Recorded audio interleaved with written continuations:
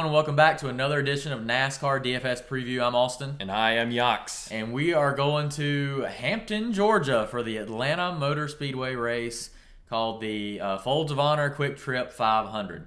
And sorry about we couldn't get a video in last week. We were really busy. But thank you to all of our watchers and listeners and all those who help us out and reaching out to us. But we look forward to keeping this going week to week. And we're ready to go here at Atlanta. Really appreciate it.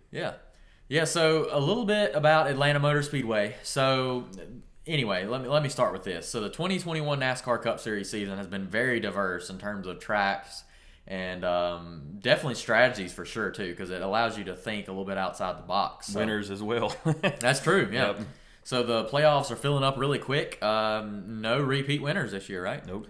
Yeah, so with Martin Trex Jr. winning at Phoenix, that was a little more of a return to normalcy in terms of who we are used to seeing win. Right. But really, I mean, you look at the Daytona 500, so you got a big super speedway there. But they went to the road course, which is a totally different animal. Then we went to Homestead. Homestead's a mile and a half. Mm-hmm. Then we went to Las Vegas, right? Yep. That was after Homestead. Yep. And that was more of like what we'll see kind of here, but not necessarily. Homestead is pretty similar as well. And then we had Phoenix last week, so we thrown in a couple mile and a halves there. But the thing about Atlanta Motor Speedway is they haven't paved the track since 1997. It eats at your tires, and I'm talking like seconds off your lap times after one or two laps. So the driver that maintains his equipment and takes care of his vehicle is going to be the one that prevails at this track ultimately. And the dominator, of course, which is Draftkings and FanDuel's most expensive driver, was Kevin Harvick. Yeah. Stats are just crazy here, but just to give you a little tidbit of the race preview, so there's 13 sets of tires allowed for the Cup race, which that sounds like a lot, and it really is, but I mean, really 10 laps is a big difference on tires. Actually 5 probably. So the driver that can maybe save those tires at the end, although this track doesn't tend to be very caution filled. Yeah. It really is a track that track position is very key. If you look at the past results at this track, you don't see many drivers finishing inside the top 10 that started outside the top 20. It's true. I noticed that too. Yeah, so I know my lineup on DraftKings. I know a year ago there was one race, and it was either Atlanta or Vegas that really stuck out to me. But I made sure to pick drivers that basically I'm like, all right, whoever will finish ahead of where they're starting, who I predict, that's what I'm going with. And it was like my best week ever. One of my best weeks. So that's kind of where I'm going at with this week. I feel like I picked 6 drivers that could easily win. Yeah. Well, they are past winners, so that'll be a little bit of preview. But wouldn't you? I mean, I feel like my lineup's kind of like FanDuel, to be honest. Yeah. I mean, it's pretty easy to tell what we're looking at here. It's basically you're looking at drivers that are starting up towards the front, and that's what you really want to go with. So I'll go ahead and start with my DraftKings lineup here. All right, so the most expensive driver here is Kevin Harvick, starting in 7th place at $11,000. And I didn't really care where Kevin Harvick was starting. This is his track. They call it the Harvick line for a reason. You get really low down in the corners on the white line, quickest way around the track, and he's the best at it. Kyle Busch starting in 19th at 10.7. Kyle Larson starting in 6th at 10.4. Brad Keselowski starting in 4th at 10.2. And Denny Hamlin starting on the pole at 10,000. So those are our 10K drivers. We have 5 this week. And really it's pretty simple to me. I was going to pull the trigger on Kevin Harvick no matter what. And I really feel like he's going to be chalky. I know that. He'll probably be closer to 40% owned. In cash game lineups, he may even be more than that. But the thing is about cash game lineups, DraftKings has given us a lot of good drivers for very cheap. I mean, Ryan Blaney is 9,200 and starting in 10th. Now, Ryan Blaney's just okay here at Atlanta. I don't have the breakdown of statistical how he's performed here, but I do know that he's a top 15 driver here for sure. He's not a driver that normally goes out and leads at Atlanta, though, so that's the thing about him. But, you have a lot of good drivers down there. I mean, William Byron's at 9,000. Alex Bowman's at 88. So you have a lot of good options. But I'm pulling trigger on Kevin Harvick. I don't really care what the other people think about this. I think you have to have Kevin Harvick in your lineup. I know he hasn't performed all that well this year, but this is a track that could definitely get Stuart Haas racing back to winning races basically. They looked really bad at Vegas. Didn't really look that great at Phoenix either. So going with Kevin Harvick with my first pick. Now, going with the 11,000 driver, it's very difficult to kind of price your people in. So let's go ahead and scroll down to the bottom here. And Atlanta is kind of like, I don't know, it's kind of like Homestead or Vegas, really. Horsepower matters a lot. In Atlanta, you don't have a lot of wrecks. Because the surface is so rough, it's kind of like Darlington, too. The tires go away so quick, and it's a driver's track that you don't really want to risk a whole lot. And these drivers like Cody Ware, McLeod, Half, you don't want to go those guys at all. I feel like I say that week in and week out. And I'm going to be honest with you, I don't even know if you want to go Corey LaJoie. I looked at his average finish here, and it's like in the high 20s. Yeah, it's not great. He's never pulled off a great finish here either. Yeah. You could consider Anthony Alfredo. He did get a 10th place finish in the Xfinity Series and the Richard Childress Racing car. This is a different car, and Alfredo, he probably won't finish a whole lot better than that. And like I was stating earlier, I'm really going for drivers who I think will place well, and I'll stop it at Preece. Ryan Preece was an interesting option for me, not because he's very good at Atlanta, but I do know that his engine is Hendrick. That's the engine supplier for JTG Daugherty Racing. He's got a nice number 37 Planter Chevy going out there in Atlanta. I think he's a decent option on the low end. I think he can get you a top 20. And being that we're going with Kevin Harvick, I think you'll see a decent amount of people picking Ryan Preece. Also, I think they're going to be picking Chris Buescher and Michael Mcdowell too. Michael McDowell's performed really well this year. He's not really that great either at Atlanta, but performance this year has been great. Chris Buescher, he led some laps at Homestead, so he's a great option as well. He's got one top 10 in Atlanta though. The driver that I'm pulling the trigger on, and I really hope that many people fade this guy, I really believe they will. He'll probably be less than 10% owned, is Ricky Stenhouse Jr. So he's at $6,300. He's starting in 12th spot. I've noticed one thing about this team. They have finished inside the top 20 all year, basically. They're running really well, and his average finish here at this track is 17.8. And I know he's starting in 12th, and that's not necessarily better than where he's starting, but he's got 5 straight top 20s at this track. This is one of his better tracks, truthfully. And, with the slick tires and things, he got a little dirt background. I think he'll definitely be conservative, and I think that's what you have to be at this track. I'm thinking that Ricky Stenhouse has turned the corner in his career, and I'm kind of a Ricky Stenhouse believer. I know a lot of people really, Ricky Stenhouse, right? Ricky Stenhouse, I think that's what they call him. But, it's like he's a talented driver, deserves Absolutely. to be there. Yeah. And JTG's actually performing pretty well this year. So I'm going with Ricky Stenhouse Jr. Get me a top 15, and I'm very happy. And at 6,300, I mean, I can't see Suarez being a better value. Chastain, maybe. Briscoe, I've been believing in Briscoe, but he's been burning me. So it's kind of, I'm going with Ricky Stenhouse. I think he could get a top 10, and, he had a couple runs last year where they were top 5, honestly, in the mile and a half program. So that gives us, that's a really good salary reliever for us. So we're at 81.75. Austin Dillon's another interesting option you can go with there in the 13th spot. I'm really looking at starting position. I don't really care where they're starting. Like Ryan Newman in 28 is probably a decent pick, but it's so hard. It's going to be hard to pass here. Cole Custer in 27th. We've been going with him a lot. I'm just going to go ahead and say it. There was 2 drivers in my head that I just knew that were great at Atlanta. That's Kevin Harvick and Kurt Busch. Kurt Busch starting in 11th spot. Very likely for him to finish higher than that. His average finish, though, is 14.6. You'll find that when you look up statistics for this track, not a lot of drivers they're all about the same. But it seems that year in and year out, the same drivers are contending here. Kurt Busch has 3 wins, so that's the most among the active drivers with Kevin Harvick. He hasn't finished outside, and here's an interesting stat that I found. I don't know if Yacs found this as well, but he hasn't finished outside the top 13 since 2009. Yeah. That's 11 years. Yeah. And there was a time where they were running this track twice a year. It was pretty similar last week with Harvick at Phoenix. I think he didn't finish outside of the top 10 in 10 years or so. So it was really similar to that. Yeah, and I mean, it's probably a testament to how good are the teams that he's been driving for since then, but I'm trying to think. When he rode for James Finch, I think that was after 2009.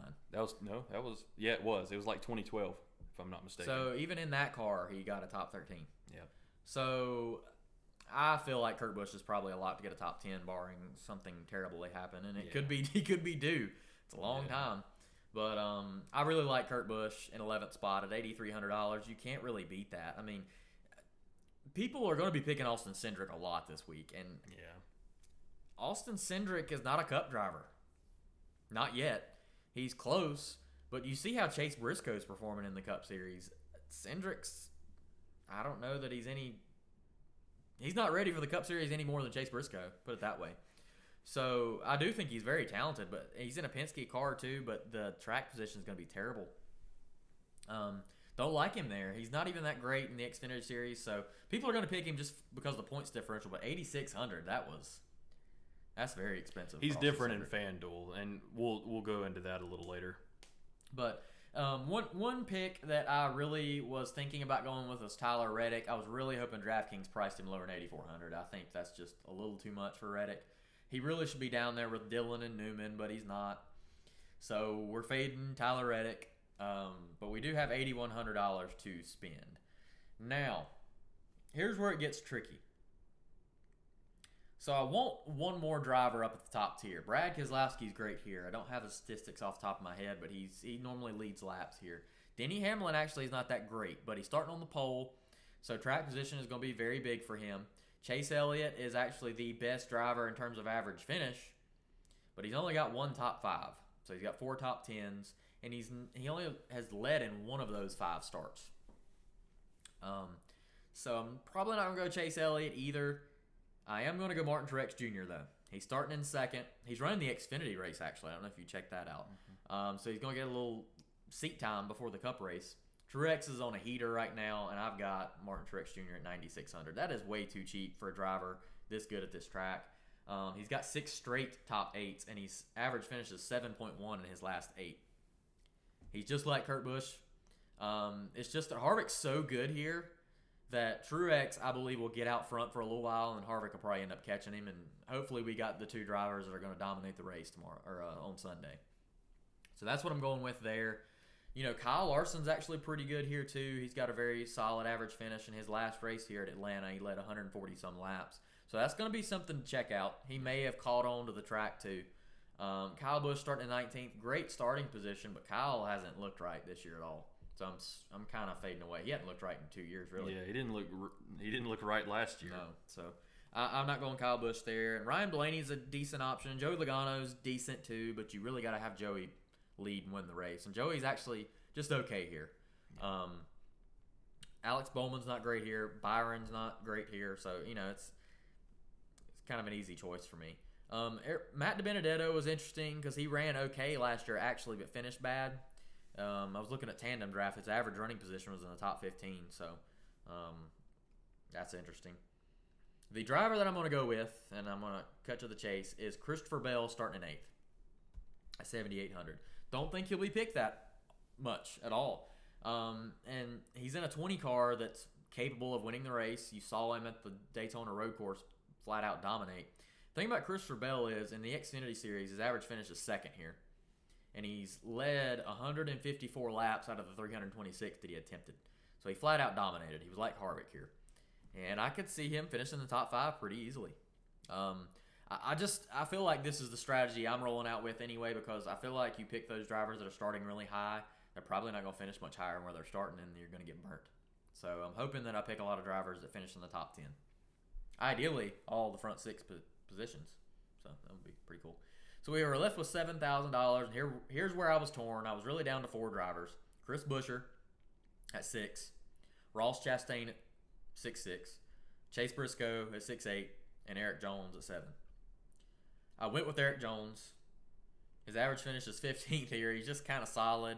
The 43 car last year finished in the top 20-ish, but Eric Jones had that 10th place finish at Vegas. I kind of feel like they might have a little momentum going. And I don't really like where Briscoe's running right now. Don't like Chastain right now. And Buescher I actually do like, and he's a decent option. So if you were to fade or take out Christopher Bell, you have 8,800.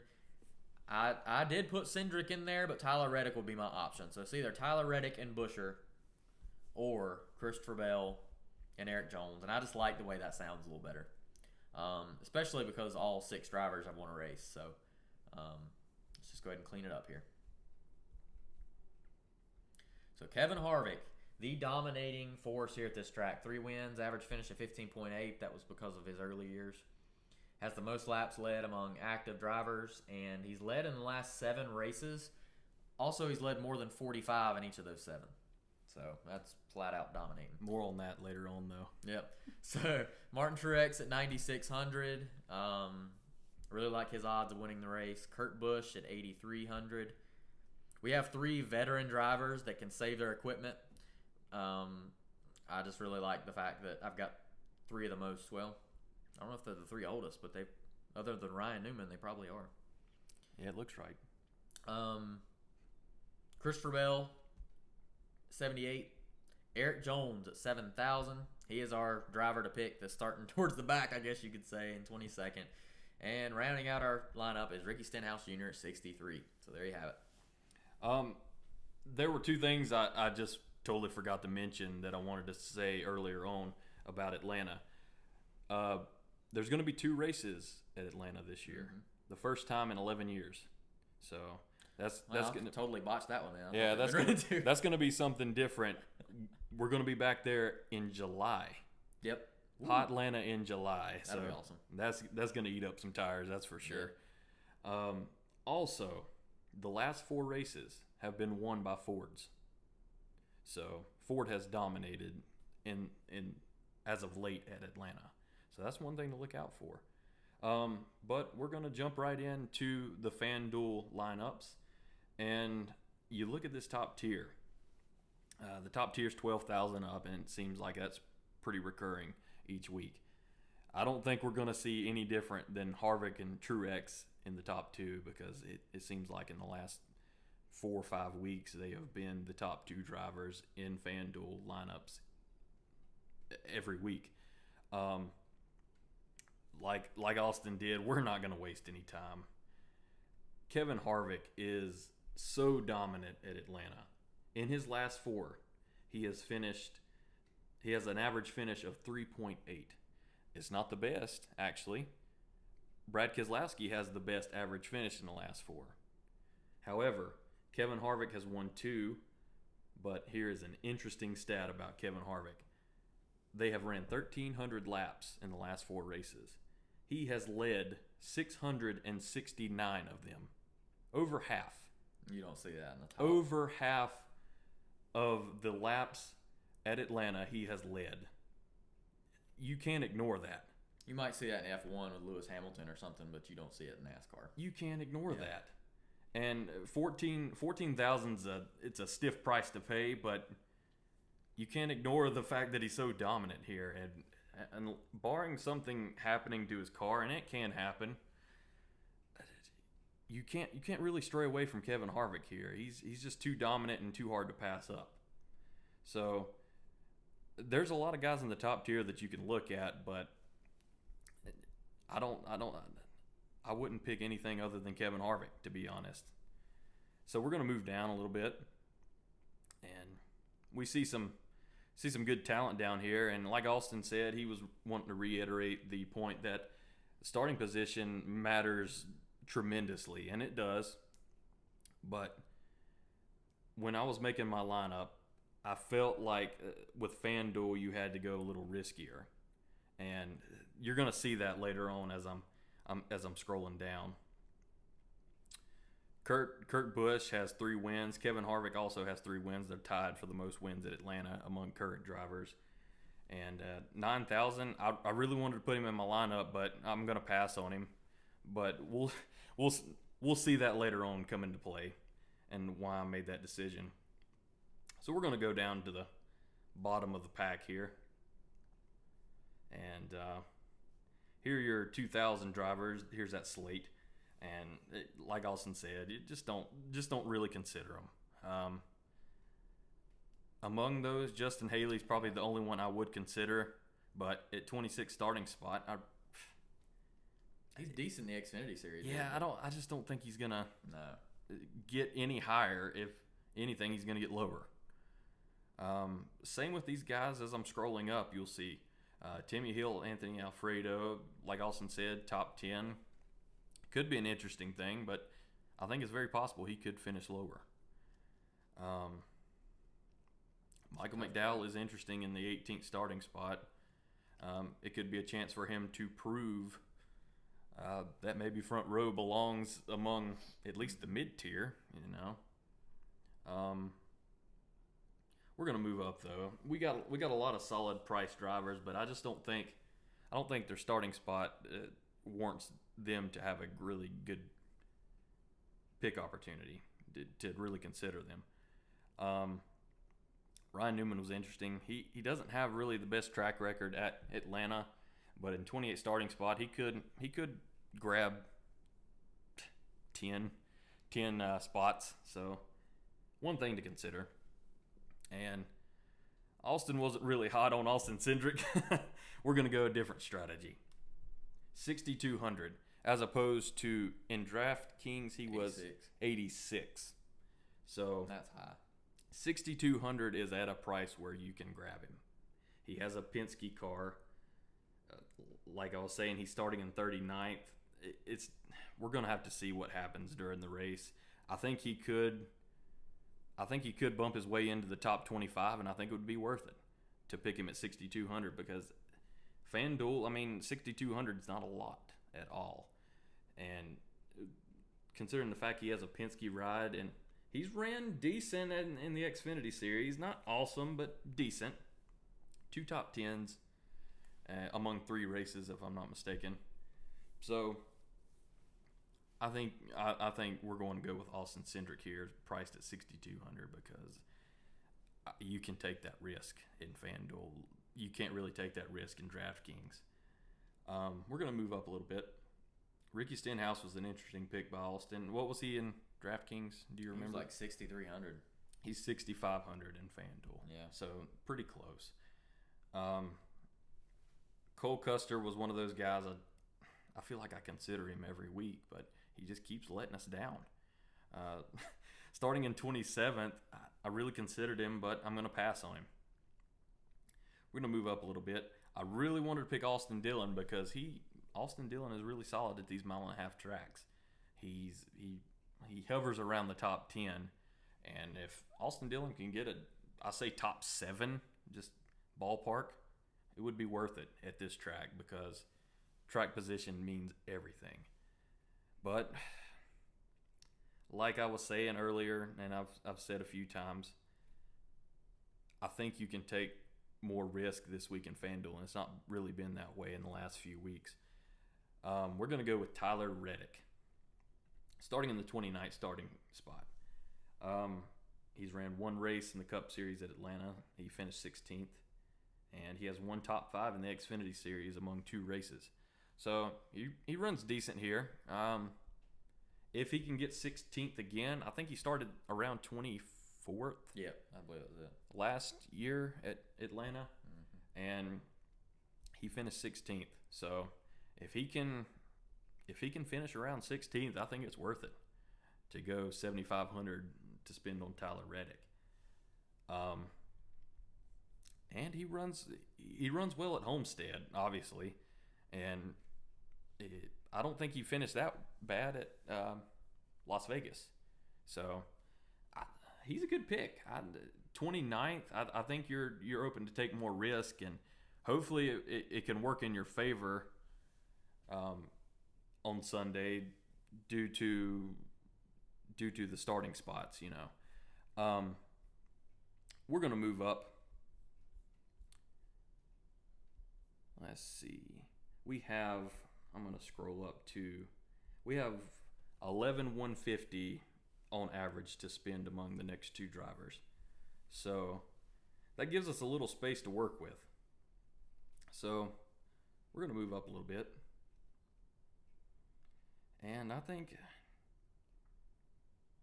we'll cut it off at Truex because there's a lot of good drivers in this area. Truex runs well here.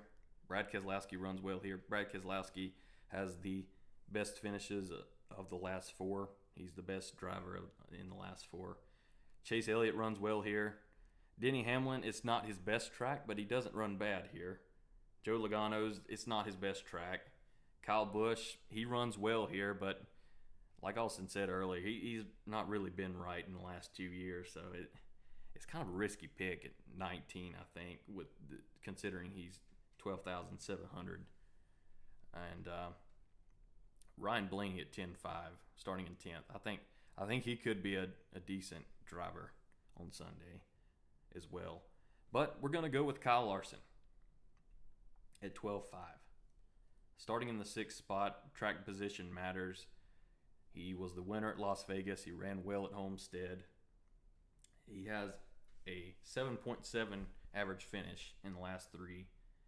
And I think he's just on a hot streak. He's just one of the best drivers out there. There's no more to say. And considering the fact that they're going to Bristol Dirt, I think he's really itching to get on the dirt. So he could have a good amount of momentum going into the dirt race. And I think he's just one of the best picks out there at 12-5. So scroll back up. We have 9,800 left to spend. It leaves us at Christopher Bell. I've already talked about a couple of these drivers. Kurt Busch is one of the best here. He's tied for the most wins.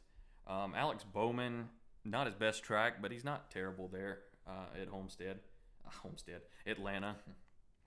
And we've talked about Dillon, Reddick, and Custer. But that leaves us with Christopher Bell. And the cutoff line worked in our favor here. So starting in 8th, AustYn already mentioned he's good here, and he's good at a lot of these 1.5-mile tracks. He finished 18th in the 95 car last year at Atlanta, and in the Xfinity Series he has ran 2 races. He finished 1st and 3rd. So I don't think you can really go any other option here. And it was really down to Christopher Bell and Kurt Busch, and he's ran better this year. So I'm going to go Christopher Bell. And starting position doesn't really matter. You want guys that will complete laps, 325 laps. And if there's a lot of green flags, and if anything happens, you want guys that are going to be finishing. So we're going to clean it up. Kevin Harvick, 14,000. Too hard to pass up. That's all there is to it. He's just pure domination at the ATL. Kyle Larson at 12.5 ran well as of late, and he's going to have a lot of momentum going into the Bristol Dirt race. Scrolling on down, Christopher Bell at 9,500. He's ran well here in the past in the Xfinity Series, and he's ran well as of late, so he's hard to pass up on. It's 8th starting spot. Going to go down. We're going to take a little gamble with Tyler Reddick, and I don't really think it's too big of a gamble in the 29th starting spot. He runs well at most 1.5 miles, and I think he'll run well again on Sunday. And Austin Cindric, big time gamble, but again, he's in a Penske ride, and he has nowhere to go but up. So that'll wrap it up. All right, so you see the differences in terms of what DraftKings has to offer for you and what FanDuel has to offer for you. While Yacs was doing that, he really got my mind turning, to be honest with you. So I was thinking, Reddick and Cindric are in very good spots. Maybe I was jumping the gun a little bit on the start position. You can't even make anywhere near that kind of lineup on DraftKings. No. So I put those five, and I had $3,800 left over. So you can't even get Josh Bilicki if you wanted to. Yeah, DraftKings forced you to be very conservative this week. So it's honestly, you have a lot of options you can go with. Me personally, and Yachts feels the same way. I feel like if you don't go Kevin Harvick, you're really missing out. Right. And if you're the type player that you're if you're just wanting to throw something at the wind there, don't go Kevin Harvick and maybe go towards the bottom. Kyle Larson's a great secondary option. But yeah, I guess that's pretty much all I have to say with that. You got anything to add there? I don't really have anything to add. I'm excited to see the race. Yeah, exactly. Maybe we can go to the July race. That'd be pretty cool. That'd be hot. That'd be hot. Yeah. Hot Atlanta. Yeah. So that's what Sports Chief has to offer for you there. As always, check out our website, www.thesportschief.com. Also on Twitter, @thesportschief, and on Instagram as well. We have the Charlotte Hornets Report. We got some wrestling stuff on there too. Song of the day. If you have any suggestions out there, we could maybe look into it and maybe write you something and see if you like it. But we have a lot to offer already. We have a WWE pay-per-view coming up, so be prepared for a prediction article. There you go. All right. So also subscribe to our YouTube channel and hit that bell notification. That way you know when our videos go up when we upload them. But yeah, hope everyone has a great Folds of Honor QT or /QuickTrip 500. And best of luck to you this week. All right. Thank you.